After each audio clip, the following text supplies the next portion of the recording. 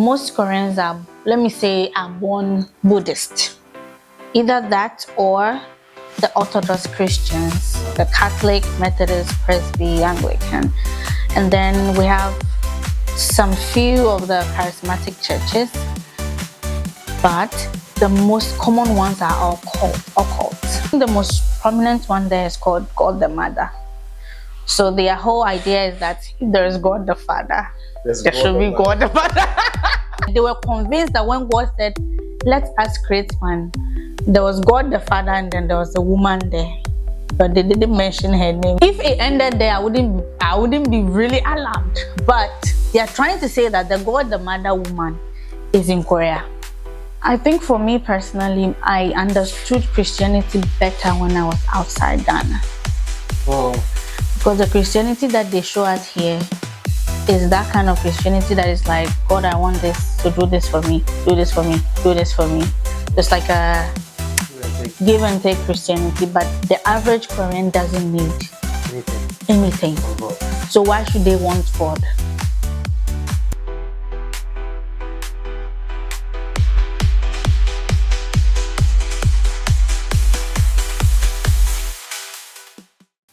Okay, so let's talk about faith. Is Korea diversified, like allowing for Muslims and Christians and Hindus? Like, is it that type of environment? Yes, Korea it's one of those countries that doesn't have any restrictions, but also it's very hard to bring a new sort of religion in there that they already don't know. So most Koreans are, let me say, are born Buddhist. That's a dominant religion. Yes. Koreans are Buddhist by Buddhism, Buddhist. So either that or the Orthodox Christians, the Catholic, Methodist, Presby, Anglican. And then we have some few of the charismatic churches, but the most common ones are all occults. Occult. Like it's like a cultish kind of. Yes, and they mimic Christianity. So the average Korean is like scared of you approaching them and be like, oh, do you know God? Because they are afraid you might be from a cult. Why? Because they are the ones that spread more. Like they are dominant in the environment. Exactly. They are outside, just like the Jehovah's Witness do and the what's it called, Latter-day Saints do. They also go out and they are more outspoken. Yes, but then the real why am I doing this? The traditional Christian is not allowed to do that. So, for example, if we work in an office, we can't talk about God. It's in their laws that you cannot force your religion on someone. So they don't talk about it. You might be in the same place. You might never know that your colleague is also a Christian. Unless maybe for some weird reason it comes up in a conversation. What's a private conversation? It should be a private conversation. You can't talk about it openly. So they differentiate their faith from their personal life, which is not how it's supposed to be. Right? It's supposed to be seen that you're a Christian wherever you go, but theirs is like, oh, Sunday I'm a Christian, like, yeah, I'm going to do everything. Monday to Saturday, yeah, I'm Korean. Do you understand? So it's different, and it's hard to have such conversations with them. Those kind of faith, is it very public? Is it a public faith, rather than occultic-ish? Yeah, it is very public. I think the most prominent one there is called God the Mother. So their whole idea is that if there is God the Father, there should be God the Father. Which is funny because the first time I had an interaction with them, oh my God, I couldn't believe it. Like what they were saying, like they were convinced that when God said, let us create man, there was God the Father and then there was a woman there. But they didn't mention her name, so they translated the family setting to exist in the divine. Yes, in the divine. So God is a father and he has a wife. Yes, and their son is Jesus Christ. So that's the Trinity. If it ended there, I wouldn't be really alarmed. But they are trying to say that the God, the mother woman, is in Korea. It's a real person. Okay. So they kind of revere her like she's like God the mother. I'm like, okay, Is he that a is living person who's still in Korea right now? she's a living person. So she's the one that started the whole church. So their whole Bible, it's literally the same like ours. It's just that There's a mother part. they've put in the mother thing inside everywhere, every angle you look at it. So they've rewritten the Bible To suit their narrative, which is interesting. You should hear them talk. They are interested. Very. So how is charismatism in Korea? Okay, so what church do you attend? So the church that I attend is a Presbyterian church, but when you go to the mother church, they do everything like Presbyterians do here. Hymns, the order of service is the same. But the one that I go to is an English ministry. And because it's English, it's a mixture of everybody, every country, every language. We have Russian, Mexican, English, Spanish, everything is in there. So we speak English to make it easy for everyone to worship. And we do not do things exactly like the Presbyterian church follow. So it's more like a like in a Pentecost, we call like a PIW, the English Assembly. Exactly, something like that. So everything is based on the leader of the church, but it has to also be in accordance with what the mother church wants you to do. So they watch, they observe. So is the church Korean based? Like they have a Korean head pastor? Like is it a Korean of like the authority comes from a Korean origin?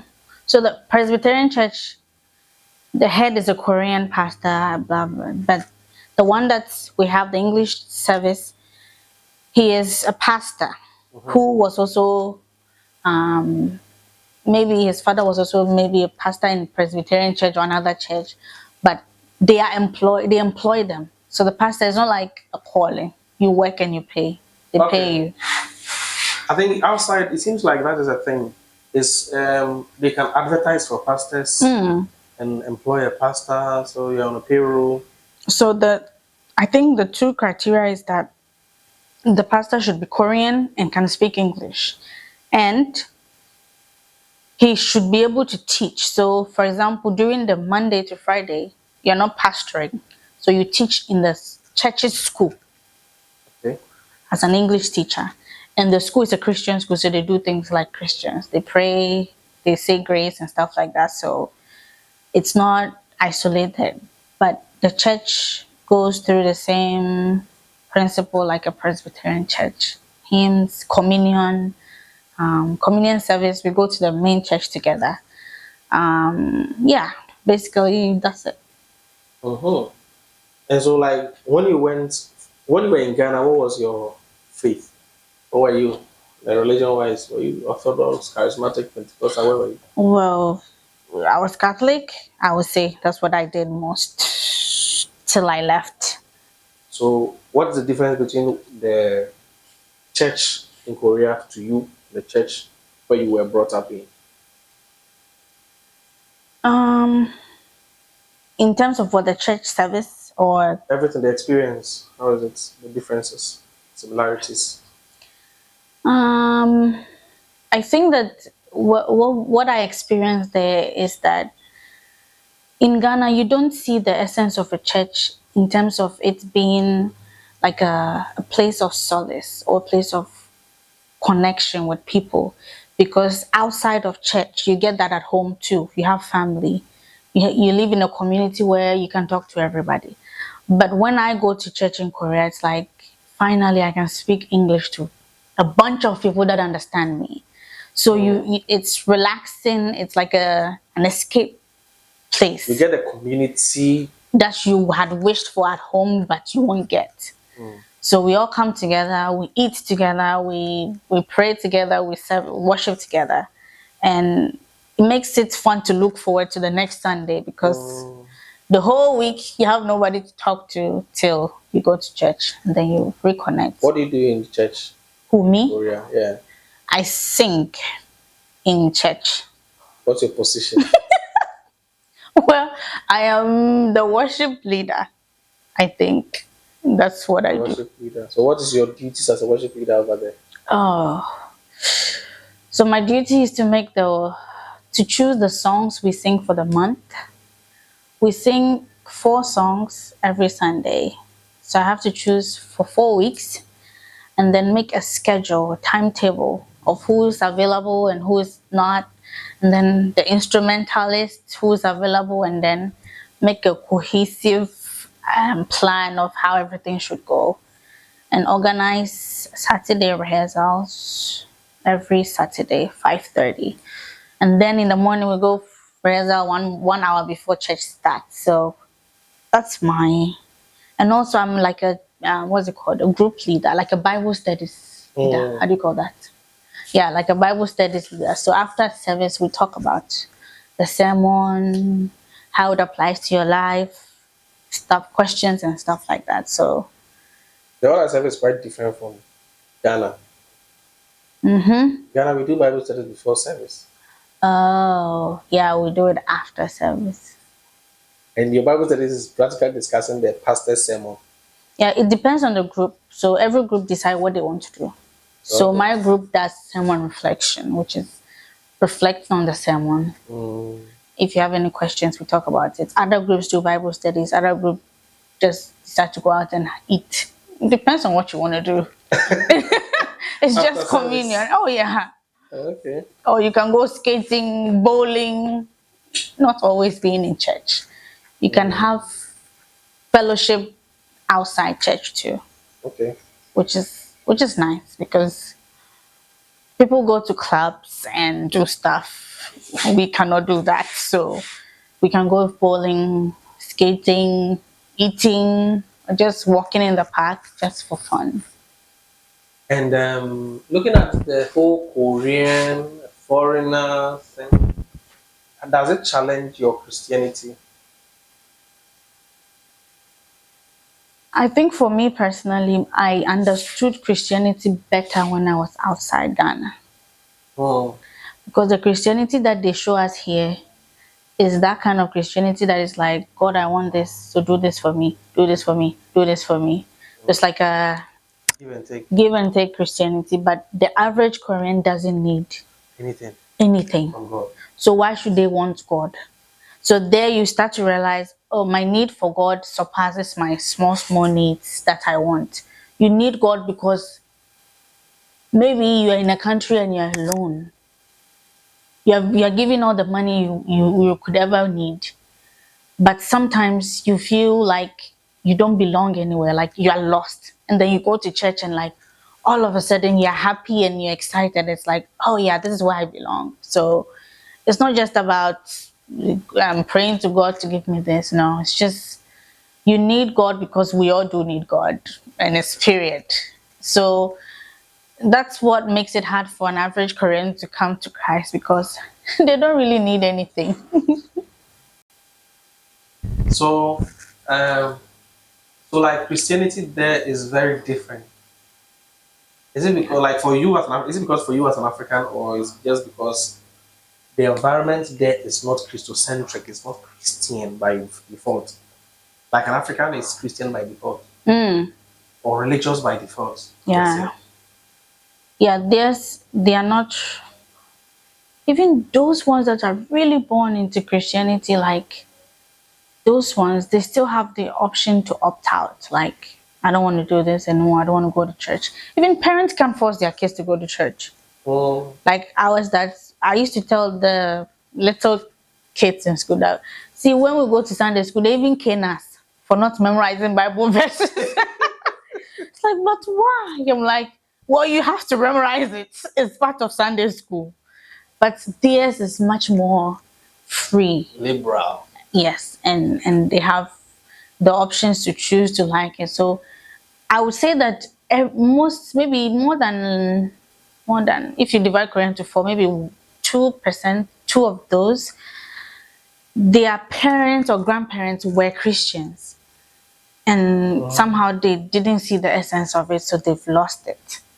And then when they come, They come and they don't know how to worship. You can't just be church and be sitting there like this. No. Like they don't know how to let themselves go and let Charismatism is not. it's not there. So they are more orthodox, more systematic. And it comes, I see it as how they are raised. Koreans do the same thing. So if you branch off, you are weird. You cannot be worshiping and raising your hands up. And no. Even when the pastor has said that, please raise your hands up, everyone is looking at the next person. So you can't be free. And I realized that it was getting into me too, because I'm a worship leader. I'm supposed to worship. And then all the people I'm singing with, the Koreans, they're just stagnant. And they're not moving. And I'm like, yeah, we are supposed to let the church follow us, and we need to be more involved in the songs. So the culture dictates their style of worship. Exactly. Everything. It dictates everything about them. How they eat, how they walk, how they sleep, whatever it is. So it's hard to undo a Korean, like unless they weren't born in Korea. Okay. And then when they come, they themselves are not comfortable. It's like, why are these people like this? And they are Korean. They are Koreans too. So it's quite different.